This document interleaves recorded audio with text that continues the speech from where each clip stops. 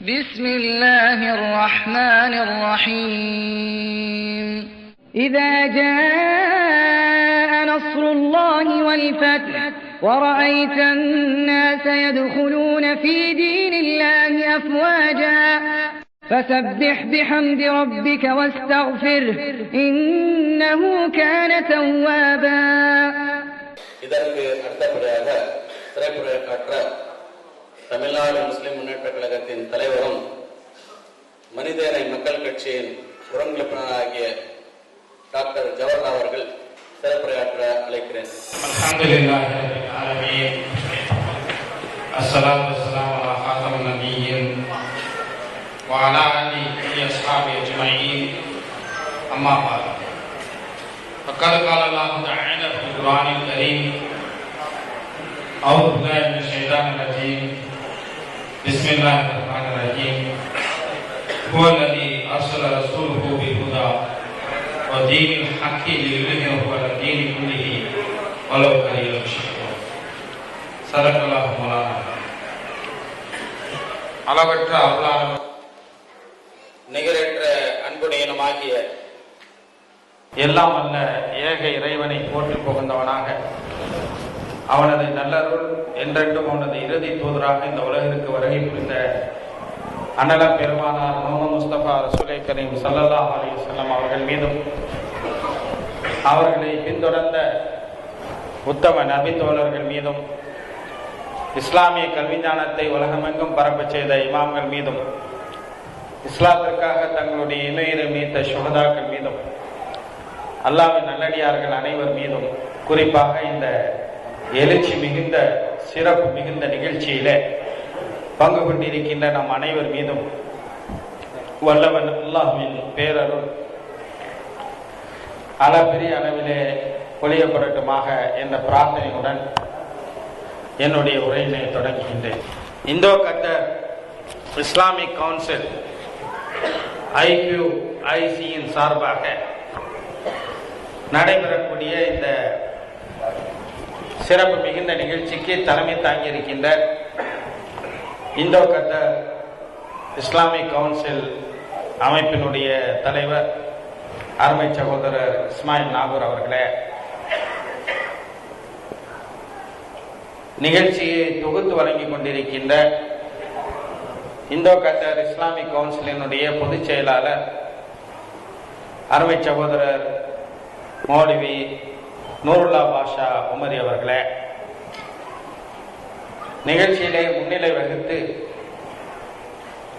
உரையாற்றி அமர்ந்திருக்கின்ற தமிழ்நாடு முஸ்லிம் முன்னேற்ற கழகத்தின் சவுதி கிழக்கு மண்டல தலைவர் பொறியாளர் ஷஃபியுல்லா கான் அவர்களே, திருமறை வசனங்களை ஓதி அமர்ந்திருக்கின்ற மார்க்க பிரிவினுடைய செயலாளர் அருமை சகோதரர் ஷரஃபுதீன் உமரி அவர்களே, வரவேற்புரை ஆற்றி சென்றிருக்கின்ற IQIC-யினுடைய துணைத் தலைவர் அருமை சகோதரர் மீரான் சாஹிப் அவர்களே, அதே போல IQIC-யின் பணிகளை சிறப்பாக செய்து வரக்கூடிய அதன் பொருளாளர் நாசர் உள்ளிட்ட அனைத்து IQIC-யின் தலைமை நிர்வாகிகளே, கிளை நிர்வாகிகளே, எனக்கு பின்னர் இங்கே இஸ்லாமும் நான் கடந்து வந்த மதங்களும் என்ற தலைப்பின் கீழே சிறப்புரையாற்றவிருக்கின்ற நம்முடைய பாசத்திற்கும் நேசத்திற்கும் உரிய பேராசிரியர் அப்துல்லா பிரியாதாசன் அவர்களே, நிகழ்ச்சியிலே எழுச்சியுடன் பங்கு கொண்டிருக்கின்ற பெரியோர்களே, தாய்மார்களே, கண்ணியத்திற்குரிய சகோதரர்களே, சகோதரிகளே, அஸ்ஸலாமு அலைக்கும் வரஹ்மத்துல்லாஹி வபரகாத்துஹு. கத்தருக்கு நான் வருவது இது முதலாவது முறை அல்ல, இது மூன்றாவது முறை. முதலாக 2003 ஜெனீவாவில் ஐநாவினுடைய மனித உரிமை ஆணையத்தினுடைய சிறுபான்மை பணிக்குழுவில் UN working group on minorities அதிலே பங்கு கொண்டு நாடு திரும்பக்கூடிய வழியில 2003 மே மாதம் கத்தருக்கு வந்து இதே அரங்கத்தில் அப்போது IQICயை இங்கே நிறுவிய என்னுடைய பாசத்திற்கினிய அன்பர் மௌலவி அப்சர் பாஷா மதனி அவர்கள் IQICயினுடைய தலைவராக இருந்தார்கள். அப்போது பங்கு கொண்ட பசுமையான நினைவுகள் எல்லாம் இப்போது என்னுடைய உள்ளத்திலே நிழலாடி கொண்டிருக்கின்றது. அதற்கு பிறகு சென்ற 2007 கத்தாரில் IQICயினுடைய ஒரு நிகழ்ச்சியிலே பங்கு கொண்டு விட்டு இப்போது மீண்டும் 2010 இங்கே இந்த நிகழ்ச்சியிலே பங்கு கொள்ளக்கூடிய ஒரு வாய்ப்பை தந்த வல்லவன் இறைவனுக்கு முதலிலே என்னுடைய மனமார்ந்த நன்றியை தெரிவித்துக் கொள்ள விரும்புகின்றேன். என் அருமை சகோதரர்களே, தமிழ்நாடு முஸ்லிம் முன்னேற்ற கழகம் 1995 தமிழ்நாட்டிலே தொடங்கப்பட்டதை நீங்கள் எல்லாம் நன்கு அறிவீர்கள். சிறுபான்மை சமூகமாக வாழக்கூடிய முஸ்லிம் சமூகம் பல்வேறு தளங்களிலே மிகப்பெரிய பாதிப்புகளுக்கு இலக்காகி, வேதனைகளுக்கு இலக்காகி, உரிமைகளை பறிகுடித்து பரிதவித்து நின்ற ஒரு சூழலிலேதான் எழுச்சி மிகுந்த ஒரு இயக்கமாக இழந்த உரிமைகளை மீட்போம், இருக்கும் உரிமைகளை காப்போம் என்ற முழக்கத்துடன் தமிழ்நாடு முஸ்லிம் முன்னேற்ற கழகம் களத்திலே இறங்கியது. அந்த சூழலிலேதான் தமிழ்நாட்டிலே நாங்கள் இல்லாவிட்டாலும் கூட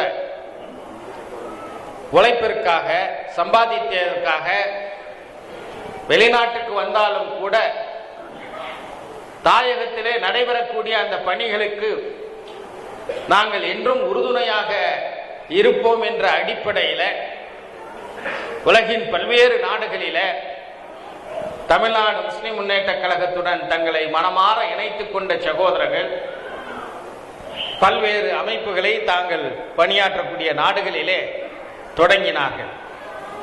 அந்த அடிப்படையிலே தான்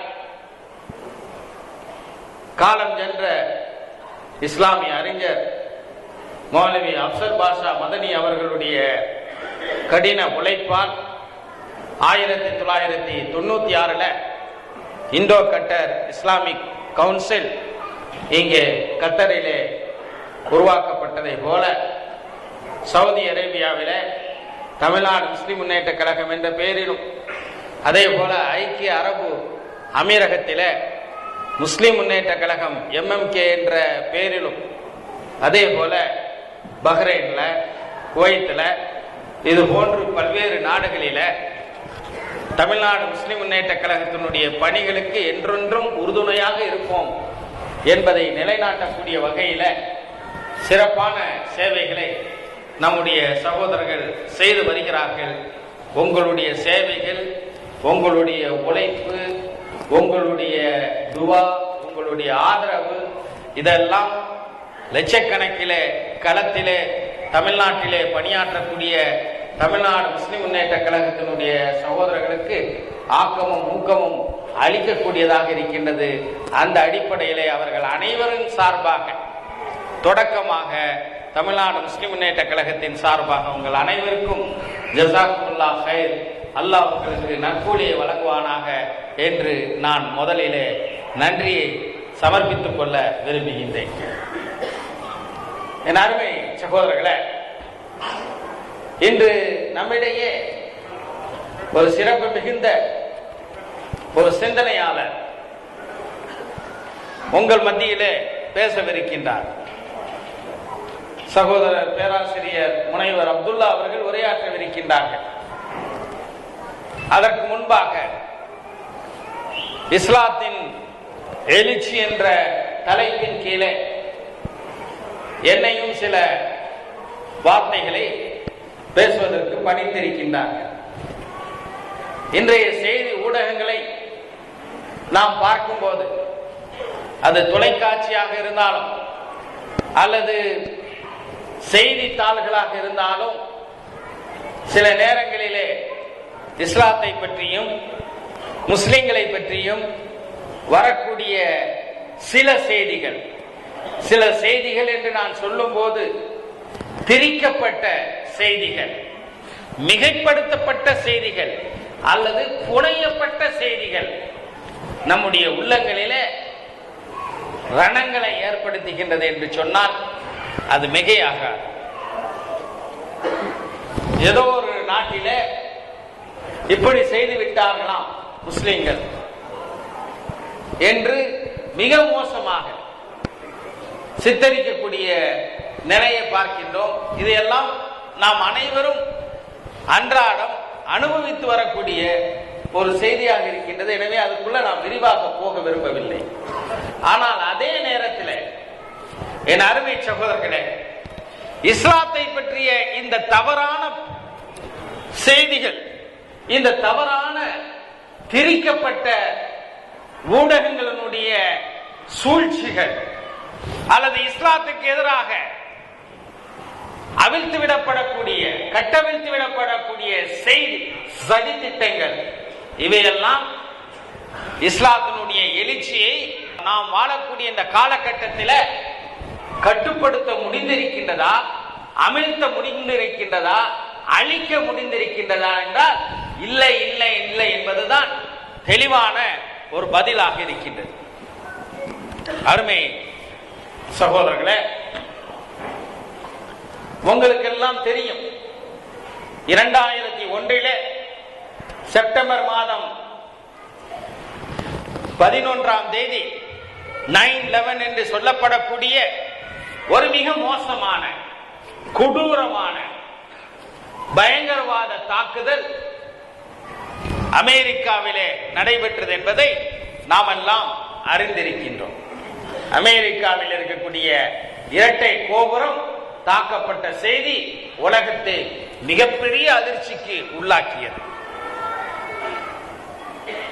ஆனால் அந்த நிகழ்வு நடைபெற்று அந்த நிகழ்வை பற்றிய செய்திகள் எல்லாம் உலகத்தின் பல்வேறு மூலை முடுக்குகளுக்கெல்லாம் செல்லக்கூடிய ஒரு நிலையில இதை செய்தவர்கள் முஸ்லிம்கள், எவ்வளவு பெரிய காட்டு மிராண்டிகள் என்றெல்லாம் ஒரு பக்கம் விமர்சனங்கள் ஏற்பட்ட ஒரு சூழல்ல அமெரிக்காவிலே வாழ்ந்து கொண்டிருக்கக்கூடிய, அதே நேரத்தில் பல்கலைக்கழகங்களிலே உயர்ந்த பதவிகளை வகித்து வரக்கூடியவர்கள் எல்லாம் தங்களுடைய பணி நேரத்தை போக எஞ்சிய காலத்தில் எல்லாம் அமெரிக்காவிலே வாழக்கூடிய முஸ்லிம்களுக்கு மத்தியில அல்லாஹ்வினால் அங்கீகரிக்கப்பட்ட மார்க்கமான இந்த இஸ்லாத்தை எடுத்துரைக்கக்கூடிய பணியை செய்யக்கூடியவர்களுக்கெல்லாம் மிகப்பெரிய அதிர்ச்சியை செப்டம்பர் 11 நிகழ்வுகள் ஏற்படுத்தியது என்று சொன்னால் அது மிகையாகாது.